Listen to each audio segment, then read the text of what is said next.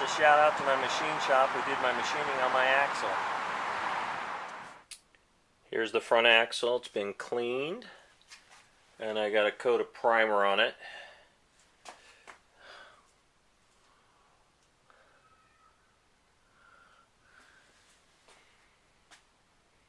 And the spindles are hanging up. I got to put another coat of paint on them. I've got a coat of primer and coat of paint come across. And there's the other one. I'm going to put a coat of gloss black on it next. Just got the last coat of paint on the axle. So we're going to start putting it together after this dries.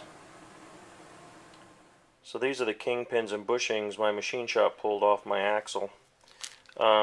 They were quite rusted in the axle itself, and I think that's part of the reason why I couldn't get them out. This is the pin that I hammered on and hammered on. I don't know if you can tell, it's quite mushroomed out. I'm amazed that the machine shop was able to get that out.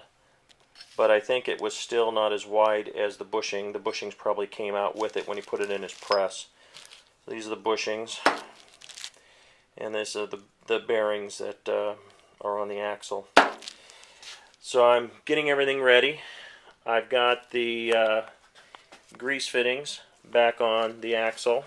I've got the stop back attached, the other grease fitting.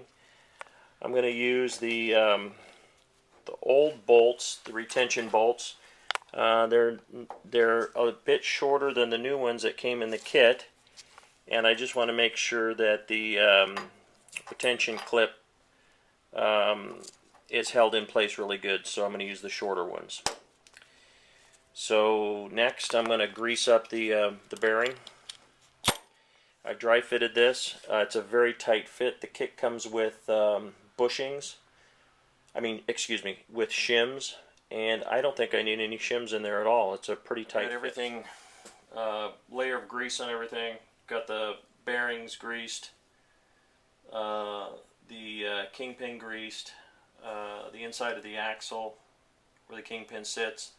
Got my bolt attached. I've got a coating of bearings on my bushings in my spindle, and I want to see if I can slip this thing together now, so bear with me here.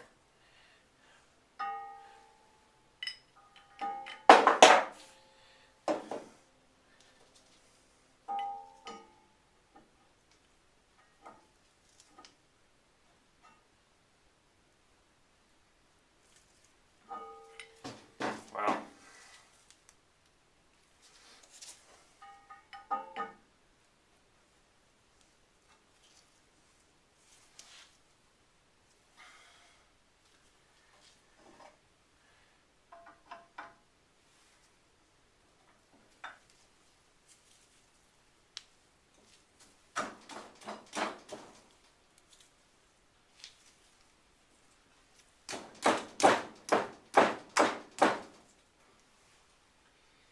You know what I didn't do is I didn't mark where the flat spot on the kingpin is. I'm going to have to pull this apart. Okay, success.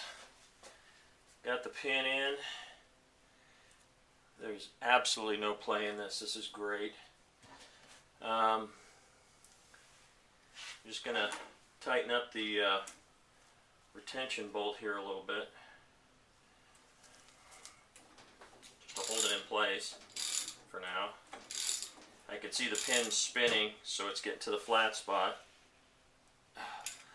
I'll have to torque that down. I don't know what the torque specs are on it, but I'll look that up. And that's pretty much it for putting this together. I'm going to bend over the tabs after I torque it down. And after I get that done, I'll be dropping in the plugs and hammering them in. One thing let me show you one thing that I had a problem with when I was pounding this one out. You could see inside there's a little lip for the plug to sit in. And when I was trying to pound out the old plugs, I managed to mess up the area that sits in, and the machine shop had to clean it up for me. Here's something crazy. After I filmed that, I couldn't get the plug out. So a magnet took it right out. Retention bolts tightened down. Just going to peen over the clip onto the bolt. And I've already done the other side, so the bolt's not going to come out. It has a locating hole in the clip, so the bolt can't spin once you bend the tabs over. I've already put the plug in the bottom, and I'm going to drop the plug in the top.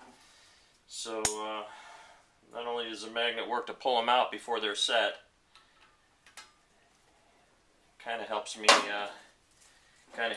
get it ready.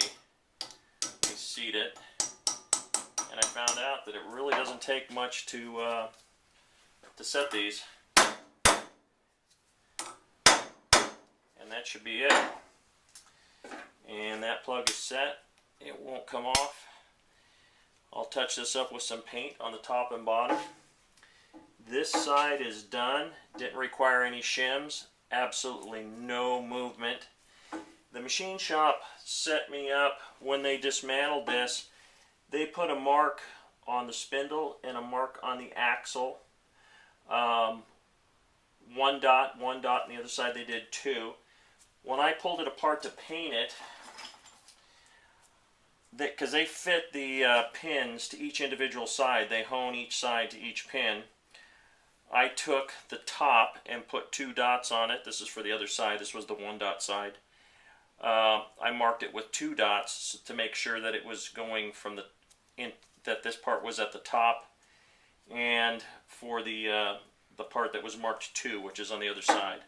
So this side is done. I'm going to move over to the other side, and I think that's it. I'm just going to set this aside when I'm done. After I'm done touching up the paint, I'm not going to put the back plates on just yet. I'm going to start working on the motor. I've got a couple of parts ordered. I want to get a remanufactured steering box too, so it's going to be a while before this goes in. My springs are a little flat, but everywhere I read that that's not a problem. You know, spring can work with an arc in it, or positive or negative or flat. I think what I'm going to do is, instead of flipping for $1,000 for new springs for the truck, I'm just going to get some lifting blocks, probably 1.5 inches in the front and 2 inches in the back, and some new U-bolts, and that'll bring the truck up a little higher. I'm not going to be doing any heavy lifting with this truck. It's just a weekend beater. So I still need to get those parts before this can go back in. I also need to get the new bushings for my springs. The bushings are pretty shot. The center sleeve that the bolt goes through on a couple of them has migrated almost all the way to the outside edge from the weight over the 50. Has it been 50 years? Almost 50 years that this truck is old. So I'm going to go ahead and take care of that too. Be pounding those out. I got to measure them, make sure I order the right parts. That's it. That's it for this video.